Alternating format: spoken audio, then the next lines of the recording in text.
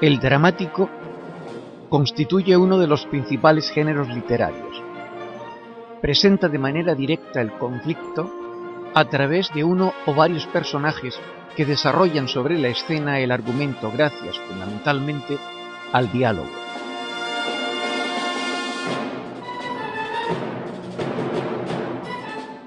El teatro se presenta ante los posibles receptores mediante la actuación de actores sobre un escenario delante del público, en su versión más moderna, a través de series de fotografías en movimiento que sitúan su imagen en una pantalla. Las obras dramáticas están concebidas, en suma, para ser representadas. Cualquier lectura personal no es sino un ejercicio incompleto que prescinde de elementos que le son tan esenciales como la música, la iluminación o el movimiento de los actores.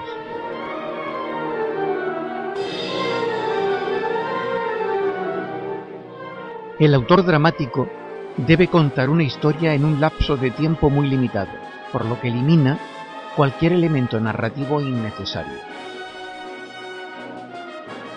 El argumento debe captar la atención del público durante toda la representación, por lo que se recurre a establecer cada cierto tiempo un momento culminante o de clímax que dirige la historia hacia su desenlace.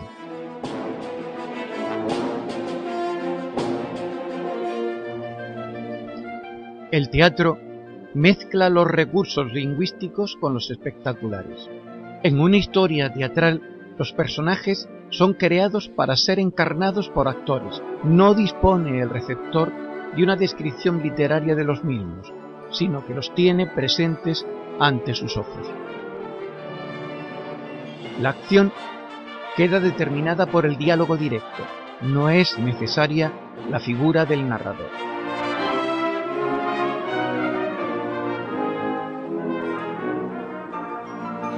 Si un lector observa el texto escrito de una obra de teatro, descubre la inclusión de indicaciones acerca de qué debe aparecer sobre el escenario o cómo habrán de actuar los personajes. Estas instrucciones se denominan acotaciones.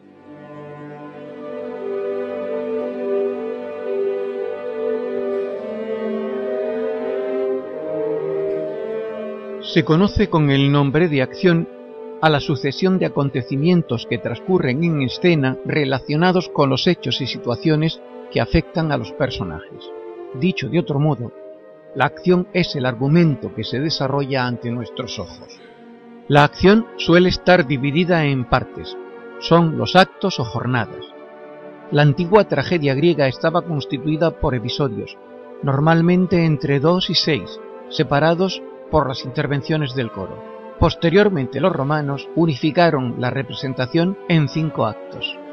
Fue a partir de Lope de Vega, a finales del siglo XVI, cuando se redujo la acción a los 3 actos actuales que generalmente coinciden en su contenido con cada una de las estructuras que constituyen el hecho narrativo: presentación de personajes, lugares y hechos, desarrollo de la trama o el conflicto y desenlace final.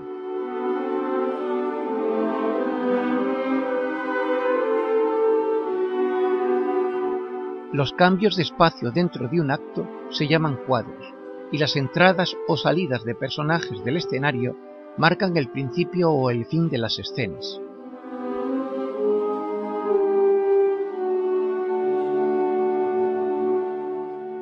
Los personajes son quienes llevan a cabo la acción dramática a través del diálogo.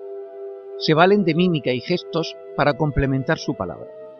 Esa gestualidad suele obedecer a las acotaciones del autor o a las indicaciones del director de escenografía.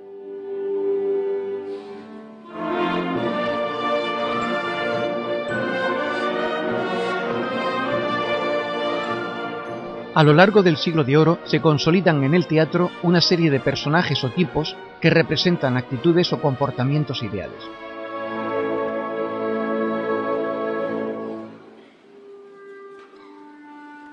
Son la dama, el galán, el gracioso, el criado criticón o el soldado presumido y fanfarrón.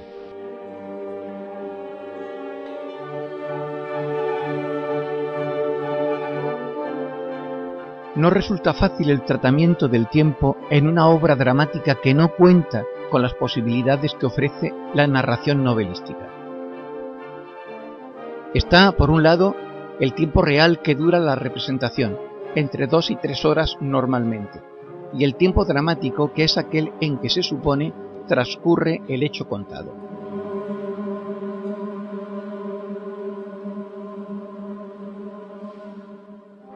Para regular el problema del espacio y el tiempo teatral, Aristóteles estableció la regla de las 3 unidades, según la cual la acción de una obra dramática solo puede abarcar un día, desarrollarse en un solo lugar y contar un solo hilo argumental.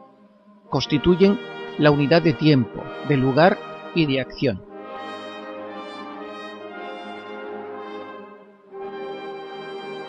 Será otra vez Lope de Vega quien rompa con estas reglas, considerándosele por ello el padre del teatro moderno.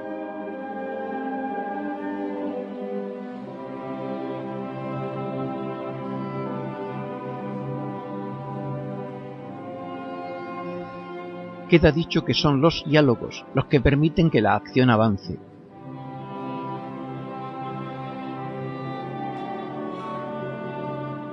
En algún momento, un personaje puede apartarse del resto o desviar la mirada y hacer un comentario en voz alta destinado al público.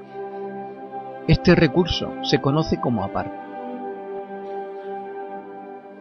Se utilizan los apartes para que los personajes den a conocer sus reflexiones, hagan comentarios malintencionados, informen al público o establezcan con él una relación de complicidad que incremente su interés. Otro recurso notable del teatro es el monólogo. Se denomina así al discurso que un personaje, solo sobre el escenario, pronuncia para sí mismo. Suele tener un carácter lírico y reflexivo y una extensión variable. Hoy, el monólogo es una herramienta muy utilizada por ciertos humoristas.